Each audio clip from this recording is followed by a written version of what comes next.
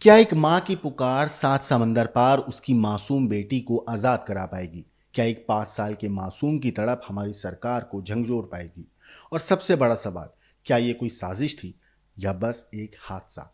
हैदराबाद की एक मामूली से मोहल्ले की रहने वाली एक आम सी लड़की अमीना बेगम, उसकी ज़िंदगी की असल जंग दोस्तों तब शुरू हुई जब उसने वतन छोड़ा और सपनों की तलाश में एक पराई सरजमीन पर कदम रखा। तारीख 18 मई 2025।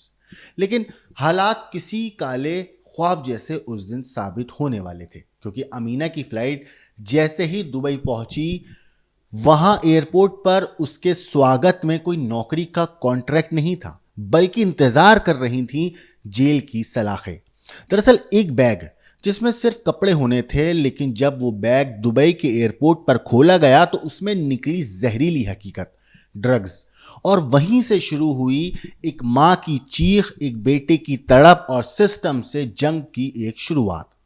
हैदराबाद की सुल्ताना बेगम अब न सिर्फ एक मां हैं, बल्कि एक जंग लड़ने वाली योद्धा भी। उन्होंने विदेश मंत्री डॉक्टर एस जयशंकर को चिट्ठी लिखी है, जिसमें उन्होंने सिर्फ मदद ही नहीं बल्कि इंसाफ की गुहार भी लगाई है। मेरी बेटी रो रही है, कह रही है वो बेगुनाह है, ये कहना है उस मां का। वो लिखती हैं चिट्ठी में कि वो सिर्फ एक बैग लेकर आई थी जिसे उसे किसी को देना था। क्या उसे धोखा दिया गया है दोस्तों? क्या वो किसी ड्रग सिंडिकेट का हिस्सा बनाई गई बिना उसकी मर्जी के? और जो लोकल ट्रैवल एजेंट उसे दुबई भेजने के लिए सामने आया था, आखिर उसका असली चेहरा क्या है? सवाल बहुत हैं, लेकिन जवाब फिलहाल सिफर हैं, क्योंकि इधर हैदराबाद में उसका 5 साल का बेटा मोहम्मद जिशान अपनी मां के लिए तड़प रहा है, बीमार हो गया है। और उधर दुबई की सलाखों में एक अकेली लड़की जो शायद सिर्फ एक चाल का मोहरा थी। कहानी है एक लड़की की, लेकिन इस कहानी में उस सिस्टम की भी कमी दिखाई देती है जो बेरोजगारी के नाम पर लोगों को दलदल में धकेल देता है। कहानी उस भरोसे की है जो बैग देने वाले ने तोड़ा। और अब सवाल खड़ा करते हैं कि क्या अमीना बेगम सिर्फ एक शिकार थी? वो सिर्फ क्या एक मोहरा थी? आज के इस वीडियो में जानेंगे कि कैसे एक सपने की तलाश दुर्घटना नहीं बल्कि शायद एक साजिश थी। और कौन है वो एजेंट, कहां से आया था ये बैग, और क्या अब इंडियन गवर्नमेंट अमीना को दुबई में बचा पाएगी? कई सवाल हैं, कई सवालों के जवाब अभी आने बाकी हैं।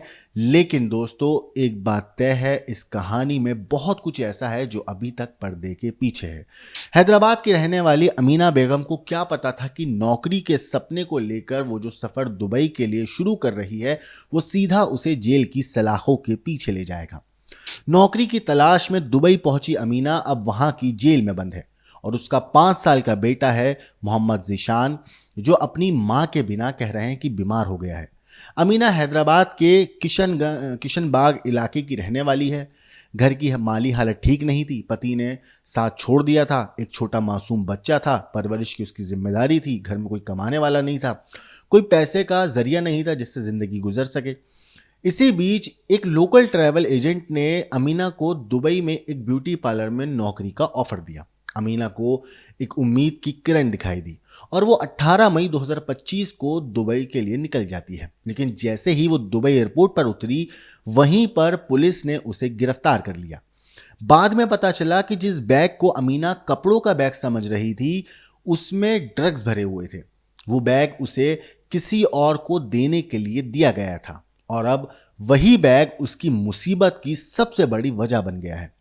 इस पूरे मामले पर अमीना की जो मां है सुल्ताना बेगम, उन्होंने विदेश मंत्री एस जयशंकर को चिट्ठी लिखी है, और उस चिट्ठी में उन्होंने बताया है कि अमीना जेल से फोन करके रोती है और रोते हुए कहती है कि वो बेगुनाह है, उसे नहीं पता था कि बैग में क्या है, बस कहा गया था कि ये बैग आगे किसी को दे देना।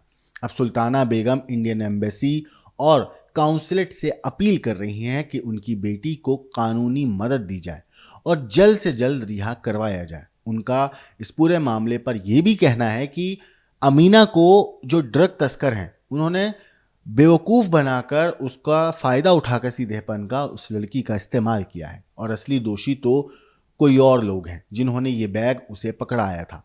सुल्ताना बेगम का कहना है कि अमीना का 5 साल का बेटा है, दिन रात माँ को याद करके रोता रहता है, और अब तो उसकी तबीयत भी खराब हो गई है।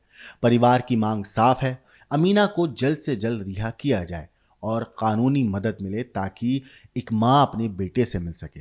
और उस लोकल ट्रैवल एजेंट के खिलाफ सख्त जांच हो जिसने अमीना को ये नौकरी का जाल दिखाया था और उसमें फंसाया है। ये सिर्फ अमीना की कहानी नहीं है दोस्तों, ऐसी कई लड़कियां हैं जो विदेश में नौकरी के सपने लेकर जाती हैं और वहां पर किसी ना किसी वजह से फंस जाती हैं और फिर ना घर लौट पाती हैं और ना ही इंसाफ मिल पाता है। क्या क्या अमीना को इंसाफ मिलेगा, या वो भी उन सैकड़ों बेगुनाहों में गिनी जाएगी जो सिस्टम और तस्करों के जाल में फंसकर गुमनाम हो जाती हैं? इस पूरी कहानी के ऊपर आपकी जो कुछ राय है हमें कमेंट करके जरूर बताइएगा। लेकिन देश और दुनिया की बाकी क्राइम की खबरों के लिए देखते रहिए क्राइम तक।